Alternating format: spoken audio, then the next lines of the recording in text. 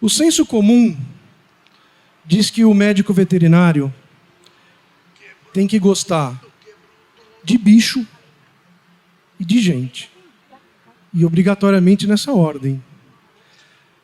Eu, pessoalmente, em 26 anos de carreira, nunca vi alguém escolher ser médico veterinário porque gosta mais de gente. E talvez a oportunidade que eu tenho aqui nessa noite é justamente porque eu gosto dos dois, na mesma potência. E eu gostaria de trazer para vocês um desafio interessante, um desafio técnico. Qual é a diferença desses dois gatinhos? Alguém arrisca me dizer?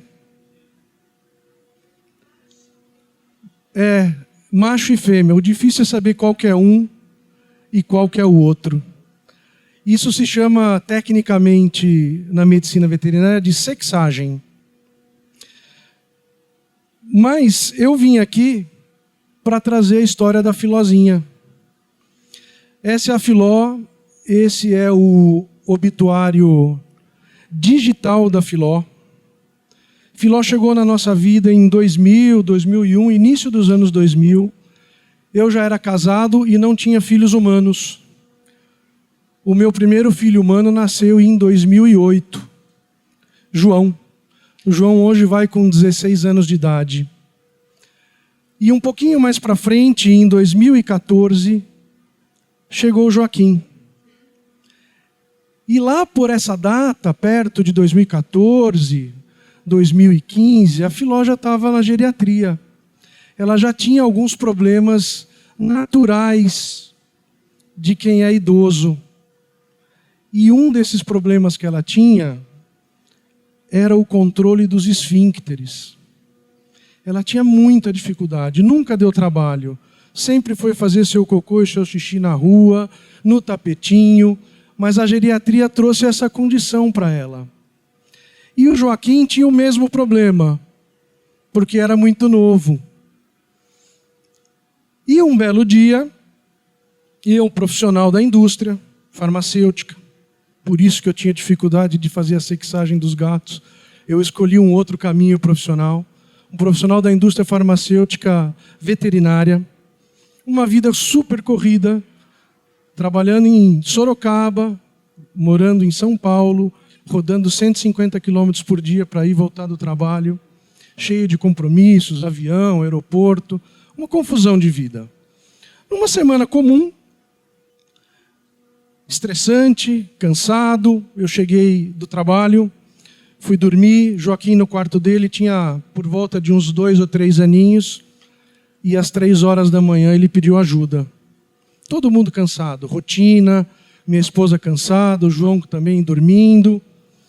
E ele acordou, chorou e pediu ajuda, e eu desci da cama, acordei, e a primeira coisa que eu encontrei quando eu pus o pé no chão, o cocô da Filó. No meio dos meus dedos, descalço, imediatamente eu tinha um dilema armado, uma confusão mental. Saio pela casa, marcando a casa toda, pulo de Saci Pererê para ir até o quarto do menino, paro tudo, vou lavar o meu pé para acudir, chamo a minha esposa, opção obviamente descartada. Eu obviamente não me lembro exatamente como a coisa aconteceu, eu sei que foi resolvido. E essa foi uma história muito interessante porque logo depois, na sequência, com essa idade avançada que ela tinha, a Filó faleceu.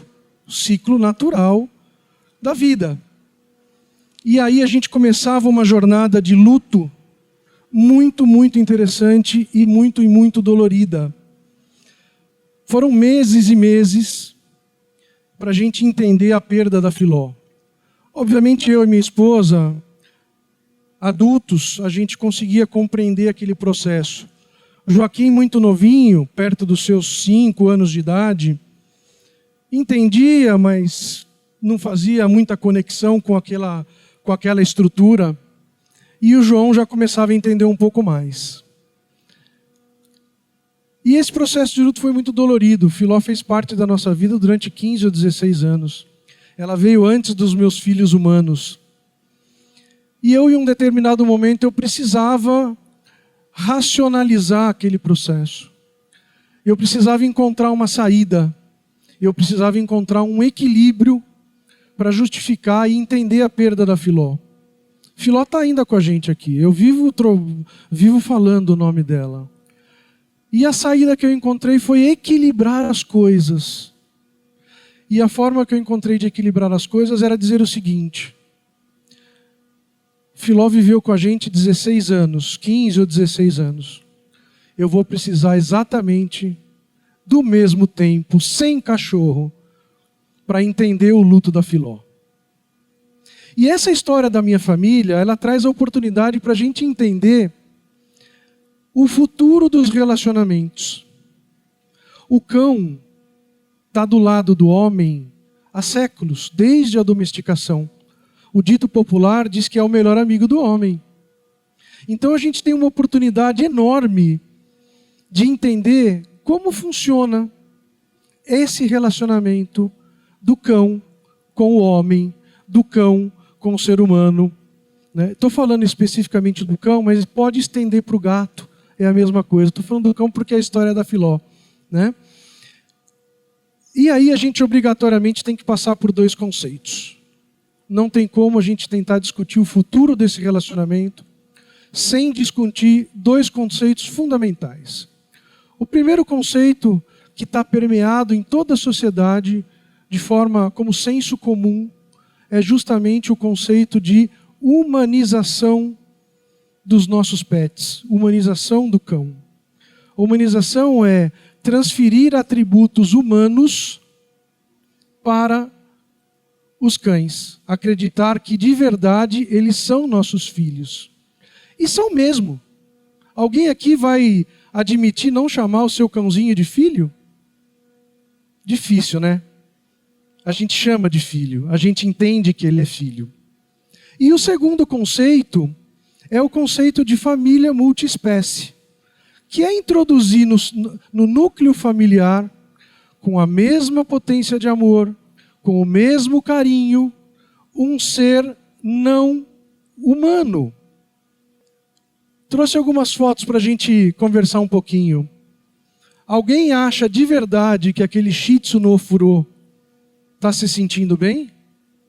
Um Bernese de Mountain Dog, fofinho, com seus 3 ou 4 meses, de chupeta humana.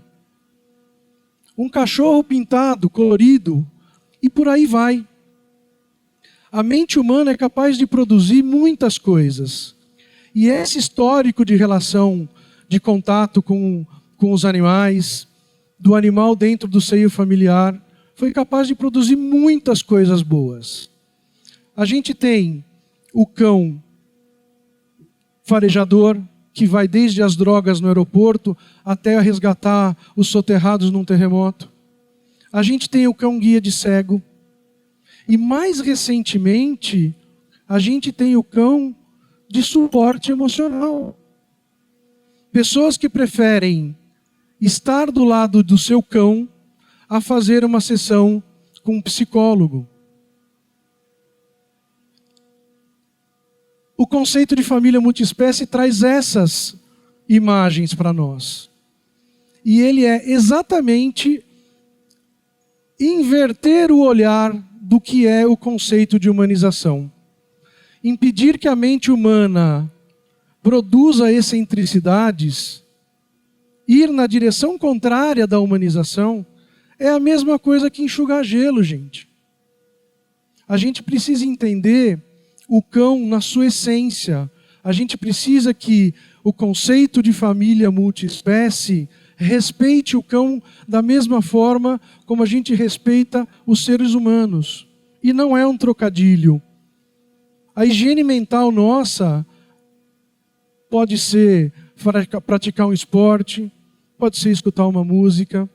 E o ambiente humanizado dos cães impede, via de regra, que eles tenham uma higiene mental adequada. Claro, eles são malandrinhos, eles vão ficar embaixo da coberta e vão achar gostoso. Mas eles poderiam trocar isso por caça. E não é verdade que a gente esconde a comida do cachorrinho e o pessoal que está em volta fala, nossa, tadinho, dá logo o petisco para ele. Você está impedindo um instinto natural de caça do cão. Ele vai adorar que você esconda a comida. E a gente nunca percebeu isso, nunca pensou nisso. Então esse é o futuro das relações. O cão vai estar, já está e vai cada vez mais pertencer à família. Isso é um caminho absolutamente sem volta. E é muito, muito importante para o equilíbrio do núcleo que a gente entenda as necessidades da espécie, as necessidades do cão. E isso significa que a gente vai equilibrar essa relação. Pense no poder da pergunta. Seu filho está bem? Faça essa pergunta antes de fazer alguma coisa com seu cão. E eu costumo dizer, se estiver bem, tudo bem. Se ele não estiver bem, pare. Vamos olhar um pouco para ele. Vamos deixar que a gente entregue alguma coisa de bom para ele, não só o contrário. E aqui está uma imagem de uma notícia super recente da potência da conexão, da potência do amor que é possível os seres humanos estabelecerem com os animais. E não tem problema.